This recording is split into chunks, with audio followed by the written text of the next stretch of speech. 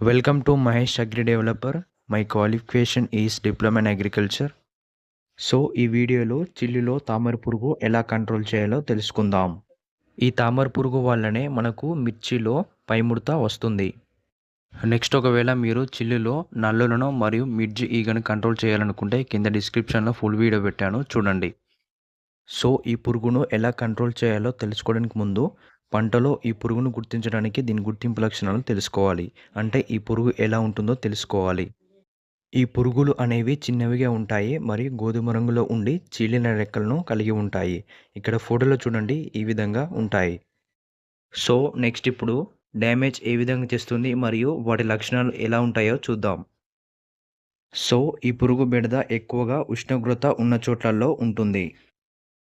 Next ఈ పురుగు దాదాపు 30-50% వరకు డ్యామేజ్ చేస్తుంది.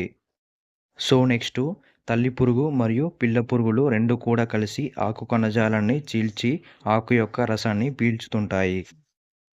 మరియు కొన్ని సందర్భాలలో పువ్వు మొగ్గలను మరియు పువ్వులను కూడా అటాక్ చేస్తాయి. నెక్స్ట్ ఇవి సాధారణంగా లేత ఆకులను మరియు కొమ్మల చివరలో ఎక్కువగా అటాక్ చేస్తాయి. ముదురు ఆకులను ఎక్కువగా అటాక్ చేయవు. నెక్స్ట్ ఈ పురుగు అటాక్ అయిన ఆకులనేవి పైవైపుకు ముడుచుకుపోతాయి. అందుకే మనం మిరపలో పైముడత వచ్చిందని అంటాం. అది దీనివల్లనే వస్తుంది. మరియు అటాక్ అయిన ఆకులు రాలిపోతాయి.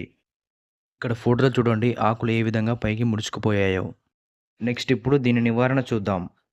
సో మనం కార్బరిల్ 3 గ్రామ్ లేదా ఫ్యాసలిన్ 3 ml లేదా ఎసిఫేట్ 1 గ్రామ్ లేదా ఫిప్రోనిల్ 2 ml లేదా స్పైనోసైడ్ 0.3 ml లేదా డైఫెన్థోరన్ 1.2 గ్రామ్ వీటిలో ఏదో ఒక దాన్ని 1 లీటర్ నీటికి కలిపి పిచికారీ చేయాలి.